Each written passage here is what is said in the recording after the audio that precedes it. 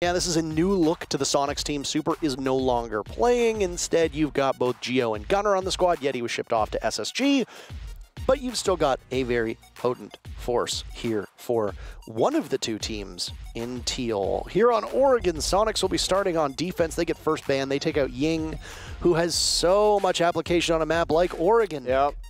I mean, Penguin said on the desk, they have interesting attacks, beastcoast that is. And maybe Ying was a part of that. He didn't really specify, so we can't know for sure. But yeah, Ying is very commonly used in this map, both in the upstairs attack on bunks and downstairs on basement in particular. Nook follows Troop, and so does Asami. Again, Asami does not see any play in the NAL as of late, and honestly, I understand why. It's a very strong operator, pretty much every single bomb site, has a great gun, and Valkyrie, last defender to get target banned. No information on the board there. Can still play the Yokai if you want the Echo, that is, but besides that, limited information for defenders. Valkyrie is a very common ban on all maps because of the intel, obviously, that she provides, but also the way that teams like to play her aggressively off-site. Am I really seeing things? Keep in mind that there is attacker repick, so just the fact that Blitz, Lion, and Capital might be played does not mean it will actually come to fruition. They can be easily picked off of, as the attackers have 35 seconds to swap up their lineup. Defenders are locked in.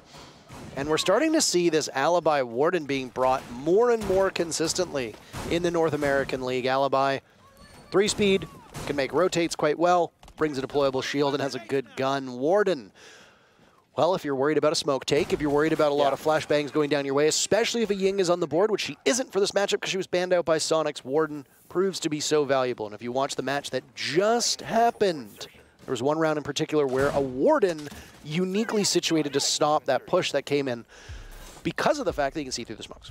Absolutely. And Oregon is a very small map, especially in the basement department. It's like, you usually have, like, you know, you have the laundry stairs, the freezer stairs, and back stairs, and blue. You only really have 4 areas. They're all relatively close quarter combat, so that's where the flashbangs normally get tossed down to, like, blind somebody. Of course, the Warden cannot get blinded when the gadget is activated. And even if you are blinded, activating the gadget will nullify that effect, and you can see again immediately. So, very stable operator for this map in particular. A rather passive hold for Soniqs. I mean, sure, you're playing staircases, 1 freezer, 1 big tower, 1 laundry, just to kill that, you know, initial drone. The only play that's really happening right now is that Grixer and Mr. Geo are doing a bit of a rat play inside a big tower. Grixer's gonna bait out the drone on first floor, then fall back, I imagine, where Geo hides. We'll see if beastcoast's drone work is good enough to figure that out, or if they'll be caught off guard. Good entry from the west-hand side, so small tower. Gunner might have a gunfight on his hands momentarily. He'll decide to swing that main doorway, doesn't find anything for it, and heads back down, 1 minute off of the board. Beast Coast, roam clearing on the top floor now. Drones aplenty. We see them go out. That was Slash and Surf. Was droning in Anthony up top. For a strong performance from Anthony here in this matchup. He has lagged behind a lot of the competition and has routinely been in the crosshairs of the fans of Beast Coast and some of the former players as to what Anthony can bring to the team. Going off of being droned in, now he himself will try to guide in Zeno down below. Zeno and Ferdo are the 2 new acquisitions by Beast Coast. First E1D goes off and a nade tossed out. Anthony, the man we spoke into existence, kills Rexen. And with half of the round still to go, Beast Coast have a numbers advantage. Yeah, and Geo is still waiting in this corner. Nothing quite happening. First drone comes up from his service. See if he checks the corner or not. Default cam being watched here could indicate something, but no. We can get the cam to the wall here. Beep, boop, just like that. We don't necessarily need to take big tower control if you're on the attacking side, unless you really want to get that backside presence. So this is a 50-50 gamble. We check every... Oh, I think I might have missed Geo. Oh. Geo's still in this position, and he's spread some blood on the wall, lost some himself, but waits on these stairs. Not quite towards the bottom of the basement as another EE1D goes off. Ferda still has some utility in those pocket EMPs. We've seen them be quite common. A traditional hard breacher was not on the menu for Beast Coast. Instead, they go with the secondary hard breach gadget that comes with Capital. Ying, an operator who was banned, can also bring that as well, showing good flexibility here. Gunner's waiting for them, and look at all of that being done. Loses his sight, or rather we should have thought as the EMP goes down. But it's Anthony, the first one to get picked off. Gunner, either you're in the fire or you're in the flames. He's down for the count. Grixer answers back. Play ring around the rosy now with Ferda. Still looking for his very first kill here in the NAL, but he's losing all of his targets. The rest of Beast Coast is sweeping through the bomb site. That's allowed Geo to get back in through those back tower stairs, and he'll charge right in and take advantage of it, but Zeno, the last man standing for Beast Coast, shuts it down. It's a nice try there from Geo, a good attempt indeed, and gets both of those kills with the KD at least. And I really like when I see like old school style players play Rainbow Six Siege. And Slash from Beast Coast is one of those members. He is not a mechanical player, so to speak, he's a brain player. Bringing out the capital for Oregon, I'm such a big fan of, because the fire in the hallway really made them able to capitalize on the execute. It stalled defenders from like pushing forward. You get smoke grenades as well. And Capital in general is very underrated as an operator. Not many players that teams play him proactively in the pro play at this level of play. And Oregon is a map where you can't just play 5 gunner operators and walk down the staircase and win the round. Not typically, at least. You need to force it in one way or another. It's why we see the Blitz Rush in blue, the Ying being brought out if not banned, or Capital in this case as a replacement is just wonderful to see. The Soniqs, well, the one gimmick that they had in their bag was the rat play inside a big tower, which didn't really work out. Geo thought he got droned out, so he went for the swing, did a bit of damage, but it turned out I don't believe he was droned at all, because he was simply aiming for that default camera ping for the wall bang. Either way, what happens in the past, first round goes to Beast Coast, and it looked like they had a great read on the situation in their opening round with Ferda. I can't believe that. Everybody on the team got a kill but Ferda. Didn't need him. Zeno got 2 to his name, okay, but Ferda, really? You don't get in on the action. I mean, it is his very first round. Yeah. But yeah, he's got some catching up to do, if you will, because he was missing for 4 days. But welcome to the Pro League, Ferda. It's lovely seeing you here, and I'm sure Mark is relieved. Right, super happy that he does not have to play any longer, because it is one of the worst nightmares of a coach is that you're like, okay, so what do we do, guys? We need like a sub player, and they go, no, you're playing, and they go, well, it's been a while, you know, like nobody likes to be in that position. So Mark can go back to his actual job of being a coach, and I think that benefits Beast Coast even further, because now you got the full picture.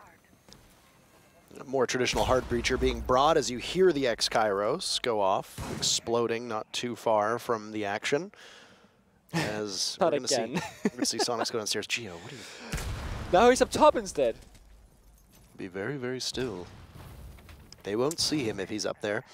I mean, if you think that there are deficiencies in a newer team, especially with Ferda coming onto this squad, yeah, scrimming is one thing, Nick, but at the same time, actually being in an active game is totally different from scrimming. Every single player will tell you that. Getting your game reps in is absolutely crucial. If they think that there might be some issues, that Geo could exploit that by playing in back tower, and it allows him to sweep back into the bomb site. He very narrowly missed out on clinching. Came so close in the previous round to clutching that round for his team, couldn't pull it off. Now he will decide to head back to the bomb site with half of the round to go. This could be big. I mean, he's past the line of drones. No, I think they got a read on him. Gunfight comes out. Both members stay alive, but Geo now is a roaming presence. That's going to be an issue for Beast Coast. We know exactly where he is, so he'll decide to attempt a gunfight. No, he's got to stay alive. Didn't look like they seem to hit their marks. Still in this position right now inside of the mess hall. Can he control the recoil?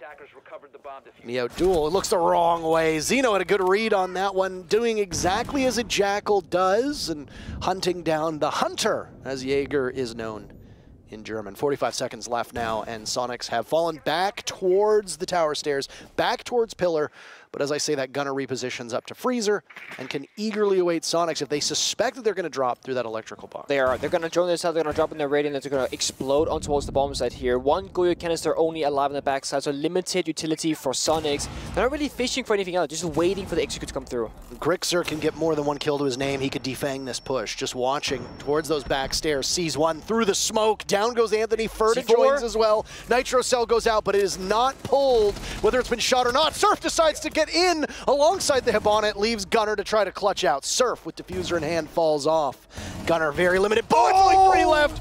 But Surf decides to go for it with the sidearm, and Beast Coast is up 2-0. Both attempts on Laundry working out for them on attack. What an absolute madman in that scenario. Not only does he play the Jiggle Peak twice, despite the timer being so low, but with the pistol in hand, he's just a little bit faster, and that might just make the difference there. I mean, Grixer tossed out the C4, didn't pop it or was shot mid-air. Either way, it was a good execute from both teams there. It came down to the wire in a 1 versus 1. But Serve, not a moment of hesitation. The second his teammate fell for that cover, he said, I know I can't plant with 6 seconds left. I'm going to lose on time. I'm going to take the fight to my opponent and sprint toward him. And because I believe I'm the better player, I might just win this round. That's exactly what ended up happening. 2 huge starts for Beast Coast. Ferda, again, he got the assist in that round, didn't find the kill. Don't want to point it out too much, but the first kill in professional play is always going to be a big moment for you. And of course, you're not really truly in pro play until you get your kill on the board. But Ferda doing a good job at what he needs as a team. Last round, the Twitch drones in particular, they got so much value. They popped 2 or 3 Goyo canisters, which, sure, the attack did not come from that side of the map, but it applies all that pressure on towards the side of Soniqs, where what if they end up going there? If those canisters are alive towards that late half execute, well, you can pop them and then all your attention go in one direction. So because they were popped early, they didn't have as much manpower to like, stop that push, and that essentially ended up working out for Beast Coast. Well, they'll abandon that bomb site downstairs. Soniqs not feeling very comfortable in that position. Rex in a slow start. This is something we've seen from him on many occasions, frankly. There were issues with Rexen all the way back last year, if I recall, where it would take him 3, 4, sometimes even 5 rounds to really get in on the board. Now, this was back when they had Super and Yeti on the roster, so there might be other deficiencies in terms of killing that we saw from the players, leaving more on the plates of Kanzan and Grixer. But that's been far from the case for Soniqs recently. And of course, it's getting to a point where we can't really quite harp on Yeti and Super on the team anymore. They've now played 5, well, at the conclusion of this, 5 matches without them. This is a new look for the Sonic squad. So Rexen not performing up to snuff is not as critical as it always used to be, but it is still something to note. And something to note as well is just that Soniqs, they played Skyscraper, Clubhouse, Clubhouse, Bank. Those are maps where you have a lot of mobility and you can roam and you can extend out. Oregon, you're much more stuck in specific areas and key positions. You don't have as much freedom right now, and it was geo-roaming both grounds and basement defense, so you don't get that much value. And look at that, the Kite Claw, it goes out. You don't really get what you wanted there. You only used 1 EMP instead of 2, or it was tricked successfully. Either way, Beast goes, they're already struggling with this first step of the plan. Only having the Selmas right now and 1 EMP to go, they can still fix the problem, but it's a very limited attack from just Master Bedroom right now. Main focus at the moment for Beast Coast is on that main door. Geo still playing off-site before heading back in to watch over whatever Electroclaws he might be the proud parent of. None in the pocket, so the moment that the Electroclaw is taken off of the wall upstairs, leading from the bedroom closet in towards games, he's not going to be able to do too much. They've already opened it up. Surf is down. That's the first bit of action for Beast Coast. Soniqs haven't lost a single point of HP in the process. If Surf can be recovered, then Soniqs, well, they'll have to go back to the drawing board on this one. No, Toxic Canister from Kanzan will go out. Claim the first target. 40 seconds to go. It's been a blindingly fast round that's flown by, and Beast Coast finds themselves for the first time at a disadvantage. Beast Coast should know there are at least 1, if not 2 members roaming from Sonic, so they could just go for the execute right now. But again, the breach being scuffed means only 1 door is the injury point. That is not ideal because it can't fix this breach situation. Zeno taking damage and just continues onward from the goo, obscuring his vision a little bit as well. He has to pull one out. 2 separate players from Soniqs watching him. Kanzan's been downed and now finished off by Anthony. Even numbers, as it's a 4v4 with 10 seconds to go. Rexen finally gets on the board. Grixer 1, Geo another. Is everybody going to get in on it? Ferda falls, and the Soniqs sweep out the attackers on this 3rd round. So one thing to note with those pocket EMPs is the timing between the different activation gadgets, right? The X-Kairos, the Selma charges for Ace, and of course the Exothermic from Thermite. If you're using a Hibana on Ace, you're pretty much in most scenarios need to use both EMPs to get a full successful breach. The pocket EMPs only disable gadgets for 9 seconds. In most scenarios, it's not going to be long enough to get the breach on both sides. They did have 2 EMPs because you get 2 apiece. They had Dokkaebi, she had 2 of them. They only spent 1, and that's kind of where the issue came from. And that right there pretty much ended the round before it even started. Of course, you can bring the Thermite on a top floor attack, and you can just kind of, you know, disable that problem entirely. 1 EP is enough because the Exothermic charge goes out so fast. But if you're bringing Ace or Hibana, you need to really, you know, pay your due diligence and go through the motions of using both EMPs against the Kite Claw. Basement again has not been successful the first 2 times. Big difference right now is the mirror is on the board. Rexen is playing an operator, Grixer again on the Warden.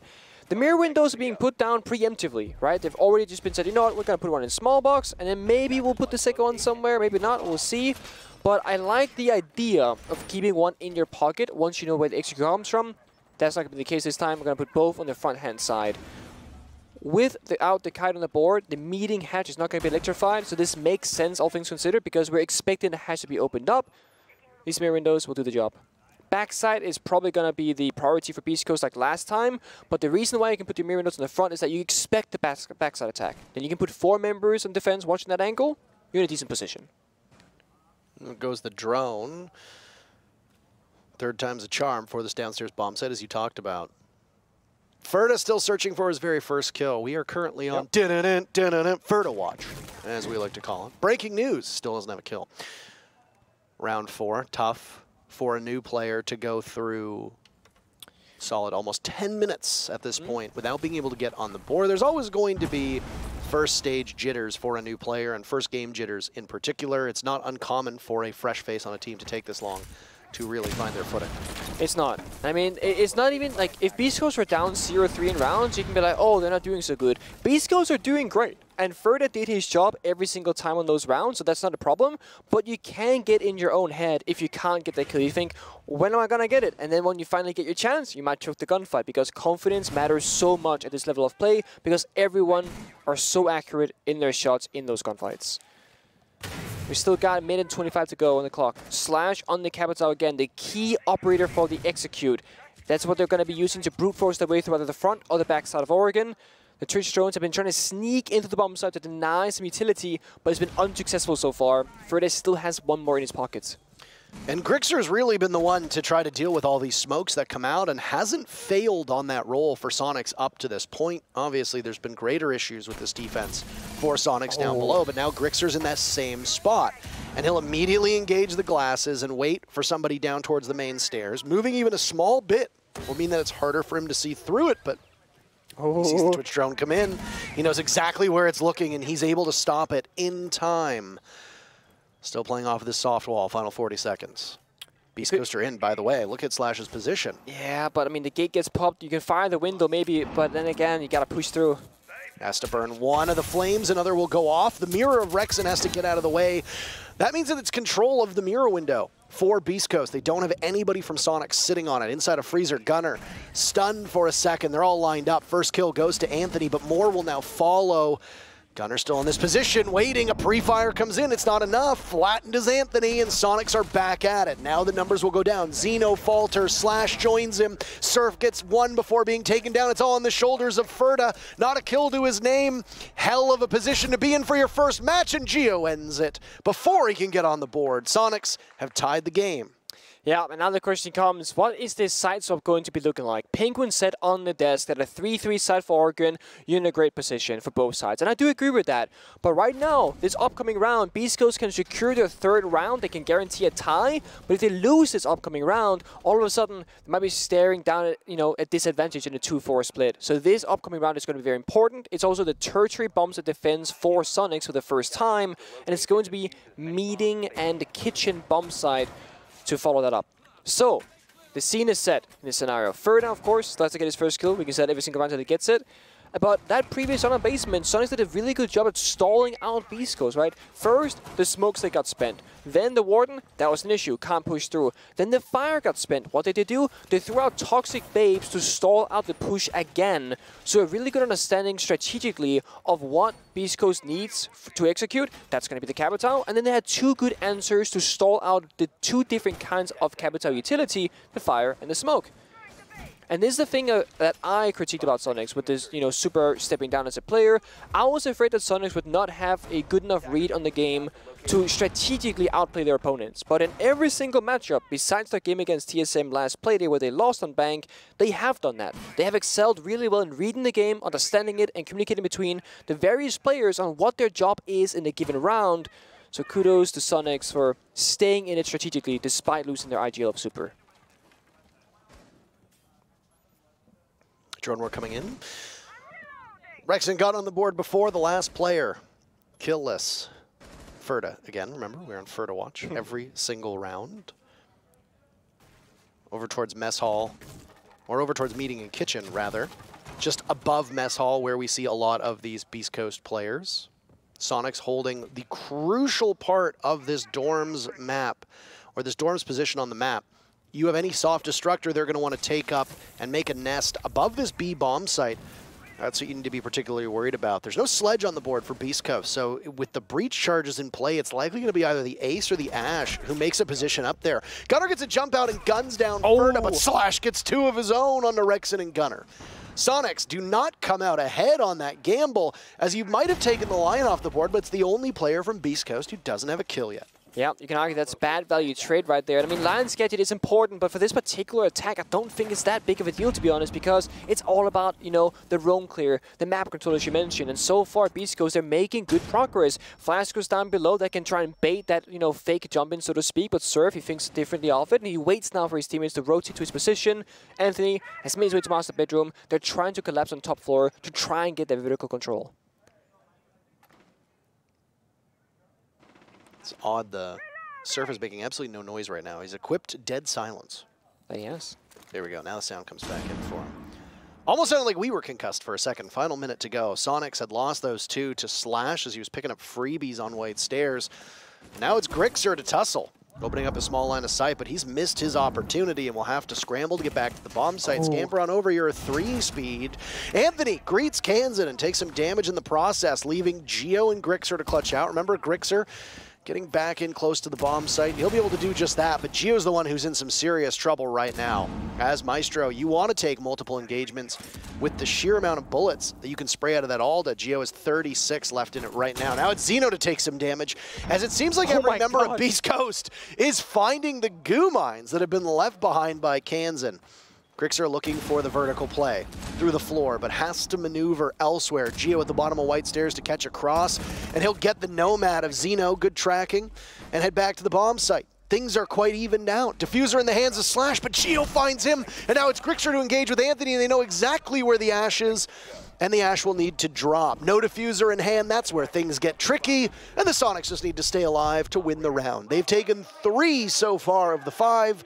At worst, they will tie the first half. Bit of a devastating round for Beast Coast because they had man advantage from the moment the first member of the team died, that was Ferda. Then they got what they went upstairs. They got vertical map control in a 3 versus 2. Surf got picked off guard downstairs. Sure, that happens sometimes, so you lost your man advantage of 4 versus 2. But then, even with 3 members alive, you can still go for a pretty basic kitchen hatch drop planned and just hold those crossfires. But they opted for this down the White Stair situation with no drone information. They got into the 1 versus zone down, I suppose you could say, depending on the tense that you want to use. Either way, whether it'll help Beast Coast in this final round or not, we will have to watch and see. After their very first successful defense of dorms, the bomb site has been locked up till this point, which means that you get to play it once more. I mean, already now, you're in a great position if you're Beast Coast because there's a very big change that they've made. Surf is no longer in the pocket EMPs, he's on Thatcher. So, Thatcher, you can just use that single EMP and the Kite Claw won't mess you up entirely with Ace. So, the issue they faced the last time was the breach did not go through successfully. That is going to get fixed with Thatcher and Thermite combination. That is a guarantee. There's no way they don't get the breach this time. And that's what they needed, right? But I still have to question, are we going for a very simple direct attack, just going for Master Bedroom? Normally, in professional play, you need 2 avenues, right? Either big tower or big window plus the Master Bedroom breach. You cannot work with just Master Bedroom breach. It's simply too linear of an attack, and you're going to have every single member in the defense aiming at that breach. And when you walk in, there's just no way you can get through successfully. See what they can do. Seen on the big window, Surf rotating towards that Master Bedroom to assist the Thermite breach of Slash. And then he taking armor control, joining himself in, or actually getting joined by Thirda as well. I can't wait for his first kill. Could be this round, Parker. What did they call him? The Maritime Monster? Is that what Jesse called him? I didn't know what Jesse called him. Please feel free to the Maritime Menace, the Maritime Monster, whichever you'd like to use. Sure. Jesse takes this very seriously. He does. I can tell. I can tell. I mean, there's an even number of Canadians on the desk. I'm sure that makes Jesse very proud with Penguin in here. Oh, yeah. The Maniac from the Maritimes. I think the Maritime Menace sounds better, personally. But, I mean, we can workshop it.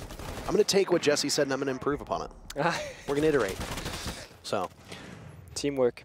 Either way. Speaking of teamwork, we see the EMP go out. It missed, actually, the first one around, but the second one goes through. XSET follows up, and a third just in case, you know, all else fails, but Geo might push to this breach here. 7 kills on Geo so far on a role that isn't usually at the forefront for Soniqs. He gets droned out and will now have to maneuver out of the spot that he's in. They've conceded that closet is open. We're not really going to be able to defend it that much. Before I say that, as Geo then goes back in that direction. I don't know if he was expecting a very quick push and just wanted to simply live by the trophy door or not. Either way, the stack up from Beast Coast is a well-placed Nitro Cells dream onto that balcony, but will not be made for now. Geo's playing absurdly aggressive this game so far. Both basement attacks or defense, he's roaming. Now he's just contesting the breach in the door. He's just fighting everybody right now. It's a grenade that goes off as well, trying to dislodge Soniqs from this position. Geo doesn't see it, and Grixer can't follow up. Slash just walks, and down goes Geo. Another for Slash in this position, so good. He's been the last couple rounds picking up kills as they just walk right into his bullets.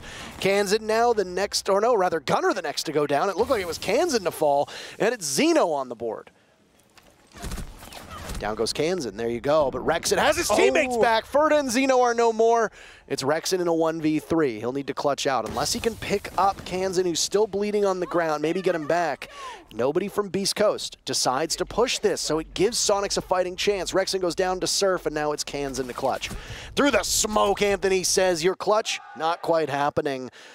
What did Penguin say? A 3-3 first half is exactly what we're looking at as the teams will now swap sides. Yeah, and it is indeed a close game. Not a one-sided one at this at all. And now the question comes because Penguin also said Beast Coast attacks are where they are an interesting team to play against on Oregon and scrims. He didn't really say anything about their defensive side. So either that means that they're weaker on it, or perhaps they just play much more of a default game of Rainbow Six Siege. But with how their attacks were going, I would expect them to have good, strong fundamentals. And that's the word that I like to use because you can really test the team out on their fundamentals, right? Are they going to kill the drones in their own game? Are they going to overextend? Can they hold the crossfire successfully on the basement once that XQ comes through? Those are all the big questions that I look for as I'm watching this round. And of course, Soniqs, they got a roam clear. But it's usually a pretty easy job unless you've got, you know, the vigil on the board, you got crazy aggressive roaming.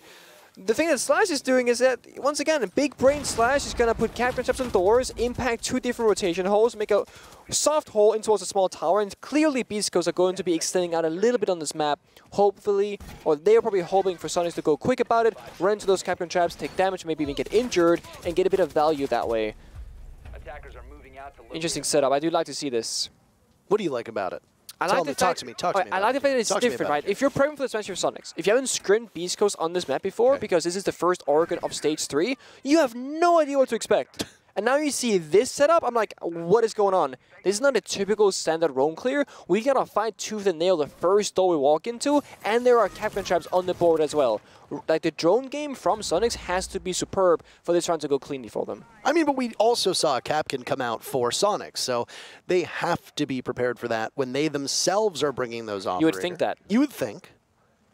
Well, as just because you can play something on defense does not mean you know how to tackle it on offense, especially when your team is not going to be prepared for the lineup that gets brought that could be separate from what you've brought before.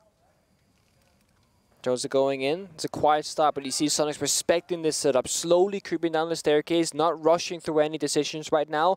The question is, did the drone spot out all those captain traps? Because if you walk through it and it explodes, well, then it's a no. Oh, we checked it. Good job, Rexon. Sees another, shoots it down. We follow in that EE1D as 1 minute is now gone from the clock. Gunnar not too far removed from him. Beast Coast very restrained on this defense. They're not roaming that aggressively. They're playing close to the bomb site, and they have quick pathways back. The first one that will likely come in contact here is Rexon and Slash, as they might battle things out inside of the kitchen. Yep, Slash is stuck. He has no impacts, no rotates. And there's been an explosive that did some damage, but he takes down Rexon, and now Gunnar answers back with a pick on Zeno. Slash still in this position. The high damage PMM in hand. But who wins that engagement? Kansan sees him, tries to outduel him, does so successfully. Soniqs now with an advantage of their own. They've got a minute to go to translate this success off-site towards the bomb site where the 3 remaining players of Beast Coast sit. I really wish Slash had a spare impact in his pocket there, because he could have just impacted out towards meeting and gotten back to bomb site through big tower. But because he spent both impacts on small tower side, he was stuck in kitchen the entire time and could not run away. He becomes a free kill, and sure, he did some damage to Kansen, got a kill into Rexen, but he could have done that and survived. So a bit of value lost there, but it's still 40 seconds. The time that he wasted was absolutely critical for this round. Soniqs, even though they have 5 drones under their name, don't seem to be using them right now. It's go time. They use the Jackal marks to help out as one of the proximity alarms goes off. They know that Gunnar is coming in that direction, so Beast Coast can be prepared for it. Surf stacked up, high rate of fire in that storm, can do some serious damage. Soniqs deciding to move things around. They're going to push from the back of the map, waiting for Ferda to pick up his first kill, and the drop here should be good enough to do that. Oh, Ferda looks the wrong way, and there's his first kill, only before him to be dragged back down. It's Surf to clutch out with 4 seconds. He can absolutely do this, but he has to stop the plant, but he can't get there in time. Grixer says, nope, not today. Soniqs pick up their very first round on attack, and, well, they gain the lead. Yep, so close though, right? It came down to that split-second decision from Soniqs to rotate to the backside so quickly that not every member was able to rotate from the defensive side of Beast Coast, and Ferda had an unfortunate timing here. Geo dropped the hatch right as he looked away, but Ferda did in fact get that first kill on the table for himself, and he also did technically slow down the push, but he didn't stop it entirely. Now Beast Coast, if you lose basement, do you go there again? Nope, you change things up. Upstairs to bunk beds instead. And this bomb site in professional play is a bit of a tricky one, because we've seen more and more teams kind of sway away from this as the secondary bomb site. It's more common now to go basement into tertiary, because it's so difficult to hold any real ground on the kids' bunk's defense, because you can't stop them from reaching master bedroom, you can't stop them from reaching attic, you can't stop them from being on a big window on the A bomb site either. So you have to win your gunfights, hold your ground, or it's really the small details that'll define the outcome of the round. For example, does the nade hit true? Do you destroy a player in an important position? For example, Geo, when Soniqs were defending, he was being really aggressive. If you shut down Geo, that's all they really have going for them, and that's what Beast Coast did. Slasher got 2 kills, round is basically over. If Geo gets 2 kills, same story, opposite effect, whereas Soniqs, they're now in the lead. So it's very difficult to find that fine balance between the aggression and the, I guess, passiveness, if you will, on this particular bomb site. And I will say, Slash and Geo are not typically very aggressive players, in my mind at least, but we're seeing them both just really be on the roam, being proactive. Slash was on Capcan last round, now he's in Jaeger, it's at a big tower roaming. Geo, when he was in the basement bomb site, he was on Jaeger running on the map as well. I like to see it, and they're both finding success in their own ways. They're both pretty much leading the charge for kills, as Geo has 8 to his name, and Slash has 6 to his. You know, the sledge going off, now being brought, and it's over at the top of Small Tower as they're wary of Beast Coast extending out to that same part of the map that we'd seen them defend on before, but, well, Beast Coast have decided that that's not exactly where they want to play. Instead, they're going to be on the same floor that Kansen is on, but just on a different part of the map that they can't quite easily get to, which is over towards dorms. Of course, playing in and around the bomb site, not extending out too much. Slash will reinforce the back of Attic, and buy his team a little bit of time should a push come from that direction. Soniqs again foregoing a dedicated hard breach, as we've seen Beast Coast do in the past.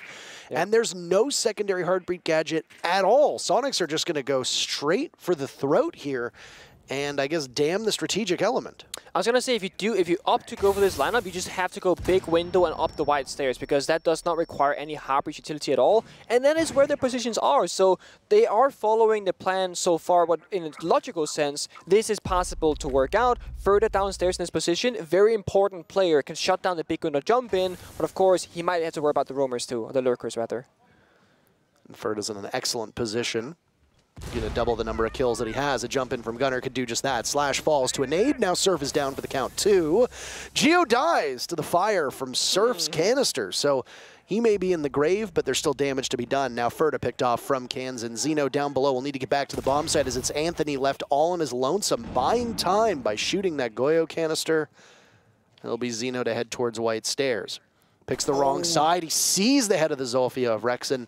but can't do much with it. Will now be stunned out over by Classroom, and more time will be bought as an EUND goes off. But Gunnar and Kansan take damage as they sprint through the fire. Anthony, the next one in line of sight, right by the bomb chassis. He scoots away and just waits for the follow-up, but gets slaughtered from the other side, leaving Xeno still down below to contend with 4 players from Soniqs and the diffuser being planted. They know exactly where he is. They do damage to him on white stairs. Soniqs looking to go up 5 rounds to 3. All they need to do is get Xeno, and it's Gunnar to be the one to do it.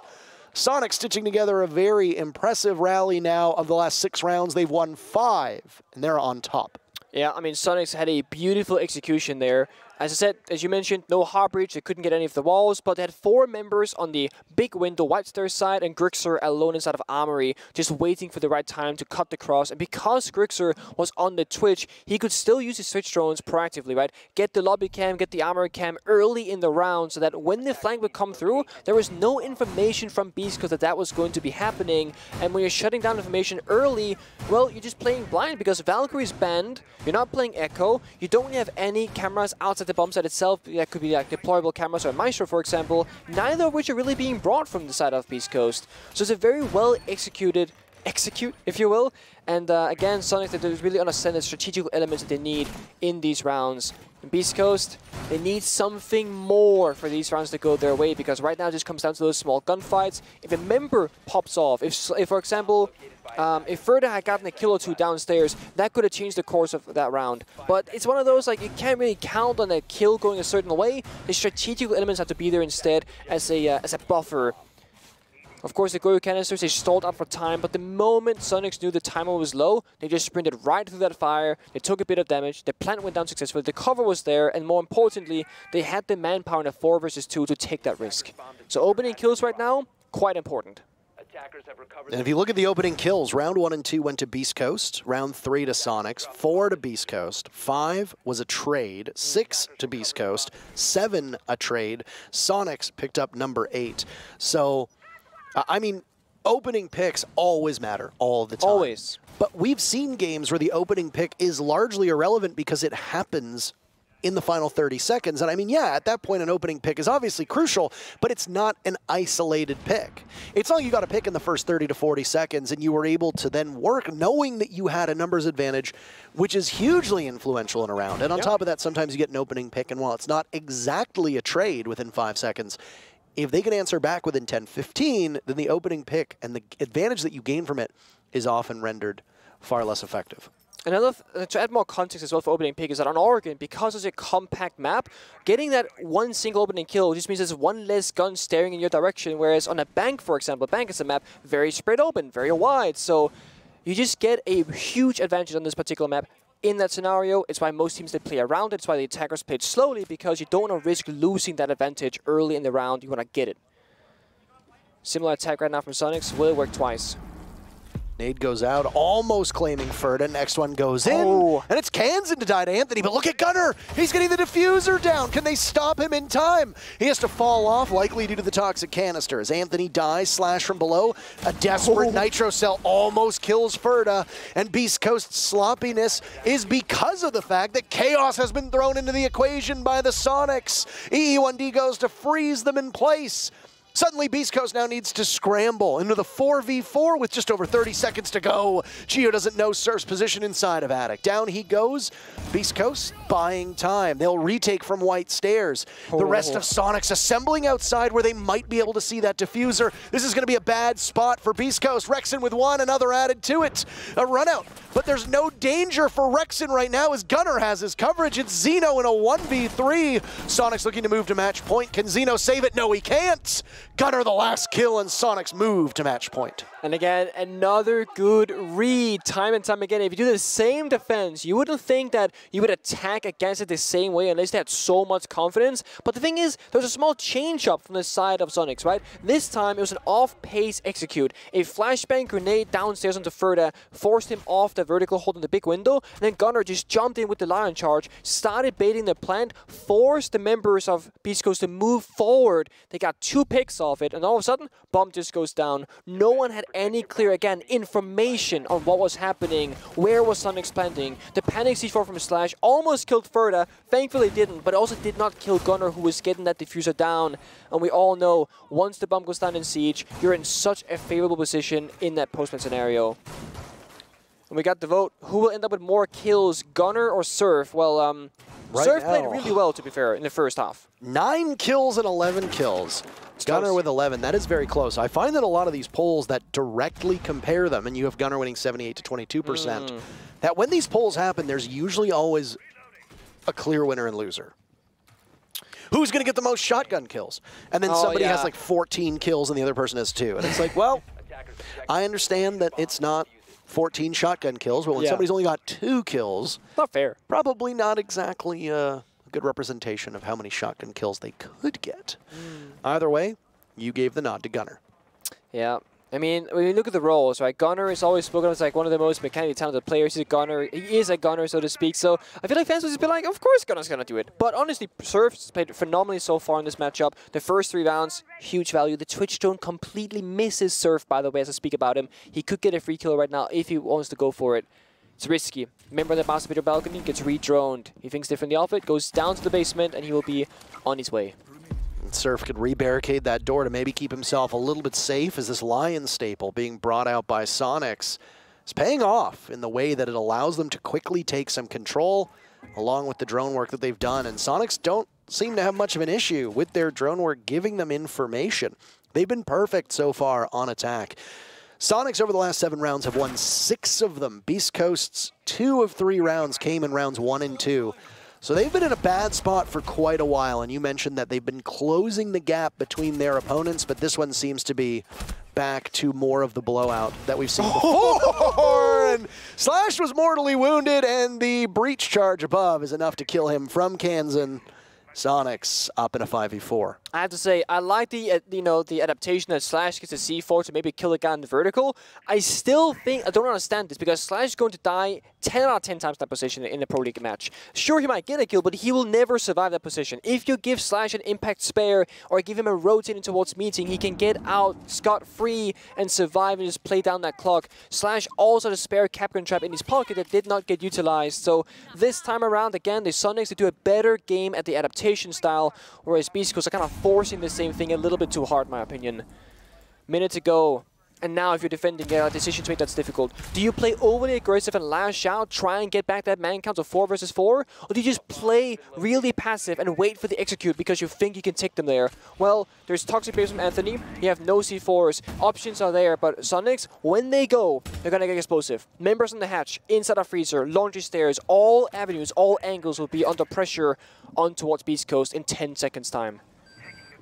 This is where the rubber hits the road. Kansan heard by that proxy, but it doesn't matter. Soniqs are just cleaning house. It's Zeno against the entire roster, and he'll deny a flawless.